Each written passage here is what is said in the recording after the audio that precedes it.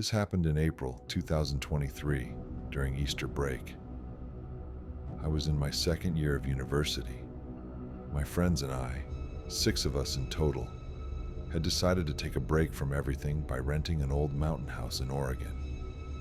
No classes, no deadlines, no social media, just nature, alcohol, and friends. It was meant to be one of those group trips where you go overboard, take too many pictures, and make stories to tell. We were 4 guys, me, Alex, Jordan, and Leo, and 2 girls, Zoe and Mia. Inseparable friends since the first semester. The house we found was ridiculously cheap for how big it was. 3 bedrooms, a porch, a fireplace, and even a sauna. Isolated in the woods, far from everything. The owner, an old guy with a vague and strange accent, had only told us on the phone, "Just be careful not to go too far north in the woods. There are old mines, abandoned land, stuff that shouldn't be disturbed." We laughed. It felt like one of those stories to add some atmosphere. But when we got there, the atmosphere was real. The trip was long. The GPS stopped working more than an hour before arrival. The last roads were narrow, dirt-covered, full of potholes and low branches. And when we finally saw the house, we looked at each other without speaking. It was run down, older than in the pictures, dirty windows, smell of mold and dead branches everywhere. But we convinced ourselves it was rustic. We unpacked and started drinking around 7 p.m. The first night was nice. Barbecue, music from the Bluetooth speaker, beer everywhere, and card games. But even that first night, I noticed something. When we went back inside around 11 because of the cold, the woods outside seemed wrong. No wind, no sounds. Like everything around was turned off. The exterior lights barely lit more than 2 meters, and the trees seemed to close in on us. That feeling stuck with me, like we were being watched. We went to bed around 2. My room was on the ground floor, next to the kitchen. Small. Bed, wardrobe, window at the back that looked straight into the woods. I woke up around 4:10. Just like that, no reason. Like someone had poked me awake. My heart was racing. Then I heard it. Tap, tap, tap. At first I thought it was some pipe, but it repeated. Slow, steady, like fingers. I turned my head and saw him, a man, standing outside the window, pressed against the glass, face almost smashed, messy hair, skin pale, almost gray, shirtless, breathing through his open mouth, eyes wide open, fixed, motionless. He kept tapping with his fingers, like he was teasing me. My body was frozen, paralyzed. Then the tapping got a bit faster. I managed to whisper Alex's name, who was sleeping on the living room couch. Again, louder. He got up, confused. Asked me what was up, and I just pointed. He looked. He saw. He jumped up, knocking over the coffee table. And at that moment, the man vanished. Alex ran outside, turning on the porch light, but no one was there. We all woke up. The girls were super scared. Jordan said it was probably just some local. Leo guessed it might have been a camper, but I'd seen his face. That guy was watching us. We locked the doors, shoved a bench in front of the big window, and took turns staying awake. Nothing else happened that night. The next morning, outside, footprints, bare human feet, around the whole house, stopped at every window, even the little one upstairs in the bathroom. We should have left, but we didn't. We stayed, stubborn and stupid. The second night felt the same. Fire outside, low music, a few drinks, but the mood had shifted. Zoe didn't touch alcohol. Leo had a knife tucked in his belt. When we went back inside, we locked every window, double-checked every door. At 3:30, Alex went to get some water. Then he called my name softly. I stepped out of my room. He stood there pointing toward the kitchen. There was someone. The man. inside, back to us, naked, back covered in rough scratches, staring at the fridge like he didn't know what it was. Swaying slowly. Alex didn't speak. He backed away. We all gathered quietly in the hallway. I had a pocket knife. Mia had the fireplace poker. Jordan grabbed a chair leg he had broken earlier, trying to be funny. We flipped on the light. No one. The back door was open, not broken, just open. 20 minutes later, we were in the car. No talking, just bags, phones, keys. We drove until we had signal, called the sheriff, and met the deputy at a diner by the highway. He seemed used to it. Asked if anyone was hurt, then said, "Yeah, sometimes people camp in those woods. Not all there in the head." We tried to explain it wasn't just a homeless guy. It was the same man, 2 nights in a row, and he knew how to get in. He nodded, and when we mentioned the house owner, his face looked like he recognized the guy.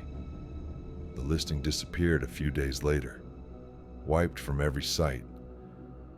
We never got our deposit back. No explanation, no call. But that face at the window. Even now, sometimes I still see it when I wake up in the dark.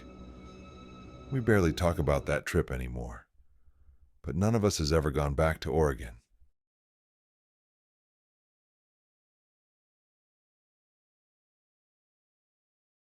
When I was 13, my father had started leaving me home alone for a few hours in the evening. It must have been the summer before high school. We lived in a fairly isolated residential neighborhood on the outskirts of a small town up north. Row houses, well-kept gardens, few cars around. Everyone knew each other, or so it seemed. It was a place where people still left the garage door open and greeted neighbors by name. A quiet place, apparently. That's why my father felt safe leaving me alone some evenings, especially if he and my stepmother went out for dinner. We still live in that same house today. That evening was a Friday. My father and his partner had gone out for a work event out of town. I stayed home alone. My older sister was away at university, so no babysitter. My dad had left me $25 to order some food. It seemed like the perfect evening for a 13-year-old. The house all to myself, no rules, and dinner of my choice.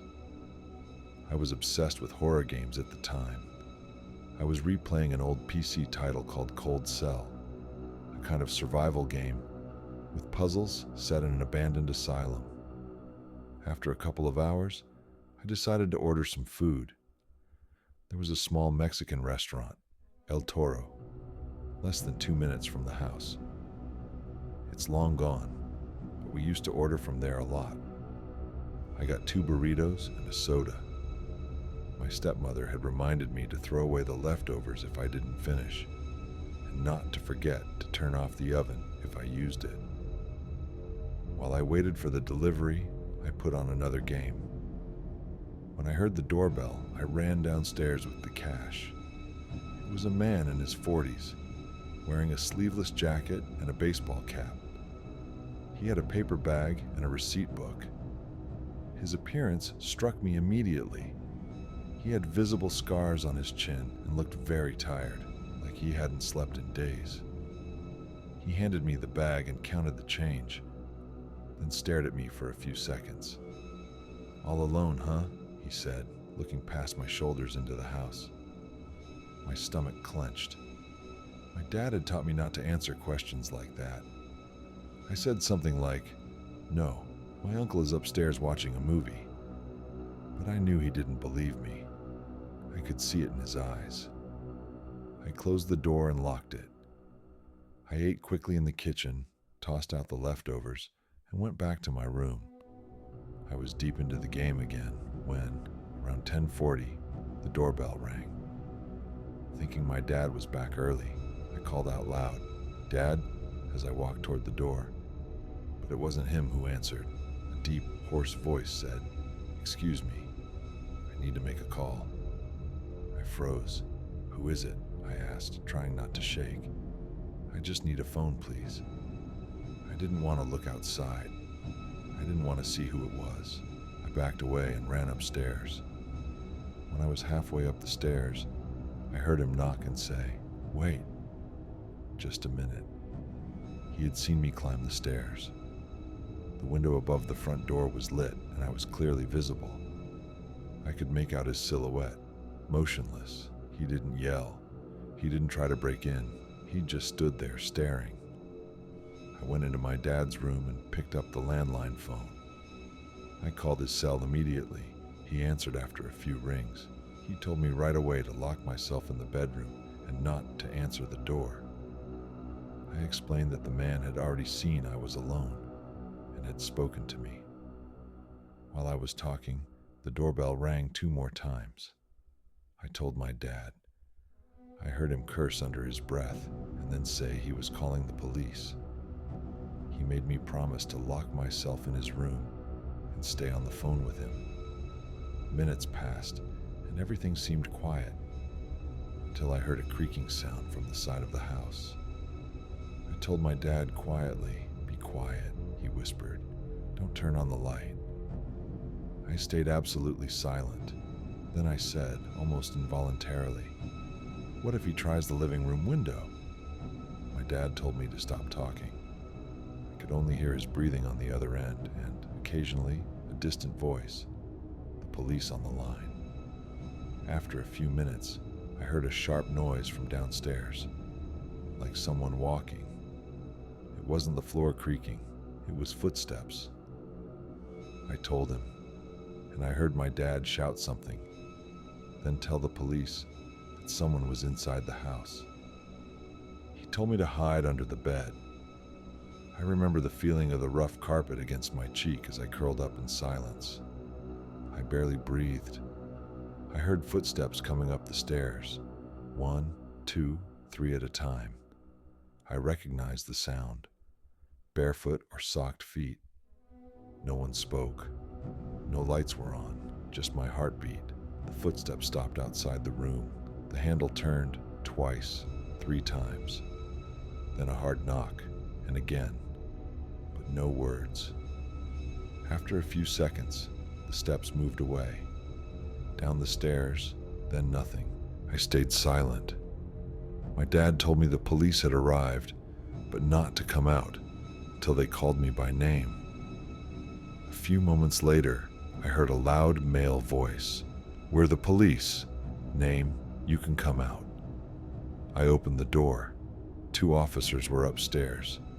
2 more were in the kitchen. They said the back door was wide open. The living room window was open too. That's how he had gotten in. I gave a full report to the officers. I told them about the delivery guy. My dad and his partner were still on speaker and confirmed my suspicions. The next day we went to El Toro. My dad asked to speak to the manager. I described the man, but none of their employees matched. The manager said the delivery guy for our street was someone named Ramon, but he hadn't worked that day. They asked us to leave quickly. We waited outside for an hour, but no one showed up. My parents thought the manager had warned someone to keep them away. The lawyers we contacted said there wasn't enough solid evidence to open a case. In the end, we never went back to El Toro. And for years, my dad wouldn't leave me home alone at night again.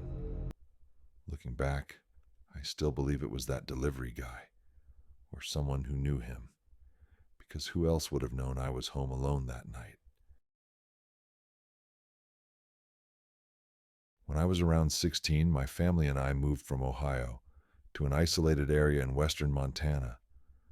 My parents had decided to leave city life behind for a quieter one and had built a large house up in the hills. No neighbors. Just mountains and pine trees everywhere.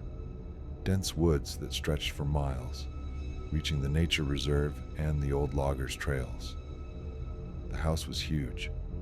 3 floors, a game room, a small gym, a bar with a fireplace, and a home theater room with leather seats. It looked like the kind of house you see in movies. Isolated, quiet, perfect, or at least it seemed so. At the time, I was dating a girl from my high school. One evening, while my parents were out for dinner with friends in town, I invited her to my place to watch a movie. We were completely alone. I grabbed a beer from the fridge. I knew I wasn't supposed to, but I was sure no one would find out. So we sat in the theater room to watch the Lion King live-action version. At first, everything was normal, but around midnight, during a dramatic scene, I was suddenly hit by a feeling of uncontrollable anxiety, an inexplicable adrenaline rush, as if something invisible was getting closer and my body knew it before my mind did. My heart was pounding and I couldn't stop staring at the large windows behind us, which looked out onto the dark forest. I didn't want to alarm my girlfriend, so I said nothing, even though between hugs and kisses the feeling wouldn't go away. I felt like I was being watched by someone, somewhere. After the movie, I walked her to her car, parked by the driveway. Everything was calm again. She left, and I turned to go back inside, when I remembered I hadn't turned off the lights in the bar, game room, and theater. I went back downstairs. I turned off the theater room lights first, then stopped. My eyes instinctively went to the big window facing the yard, and that's when I saw him. A man. He looked like a drifter. Messy hair, ragged clothes. But what froze me was his expression. He had a wide, terrifying smile, with wide open, fixed eyes full of madness. He was holding something, a screwdriver. He was gently tapping it on the glass. Tick, tick, tick. I thought I was hallucinating. I slowly moved to the bar to turn off the rest of the lights. That room also had a glass door facing the forest. When I flipped the switch, my stomach dropped. The man was there. He had moved from the window to the door in seconds, without a sound, still smiling, still motionless. His face was a meter away from mine, only separated by a panel of glass. He didn't try to come in. He didn't move. He just stared. I went upstairs silently. Just as I reached the living room, my parents were walking in. I told them maybe I need to see someone. I swear I just saw a man with a tool in his hand outside the theater room. My mom turned pale. My dad narrowed his eyes. Then, without saying a word, went to the safe, grabbed the rifle, and rushed outside to check the property. I asked my mom what was going on, and she said, "There have been some break-ins lately. Someone wandering the woods trying to enter houses. The description you gave is identical." The police came, but they found nothing.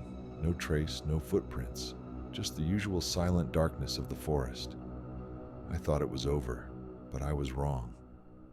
That night, in the silence of my upstairs room, which was right above the theater, I heard a sound, a soft tapping, steady, slow, like metal on glass.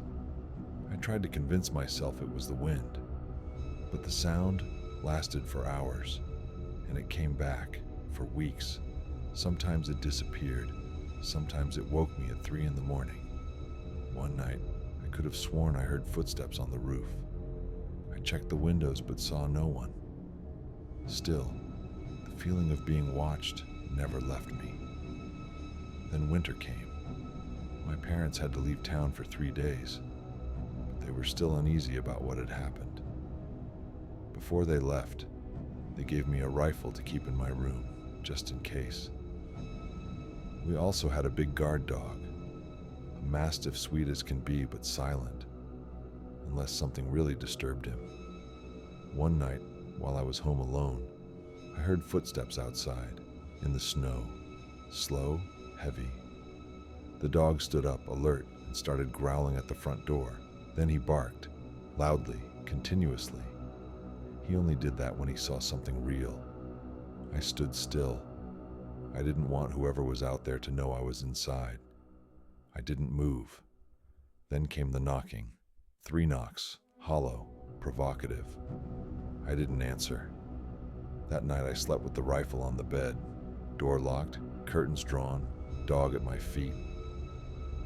The next morning I went outside and my blood froze. Footprints, human footprints, all around the house. They stopped at every window, as if someone had tried to look inside, searching for me. I followed the trail across the yard and into the woods. After about 100 meters, the prints got confusing. Curves, loops, overlapping steps. Someone was trying to throw me off. I stopped. Something told me not to go any further.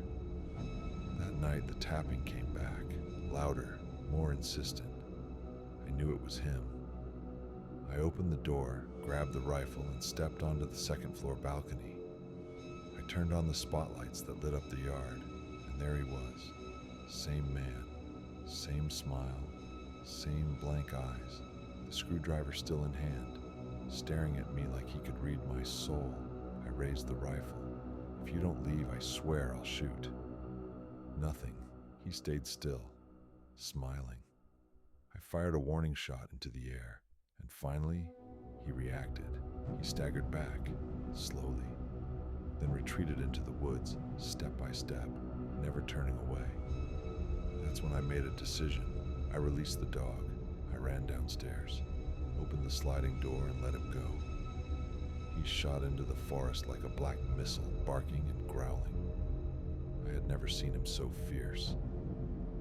He had a tracking collar, so he couldn't go too far.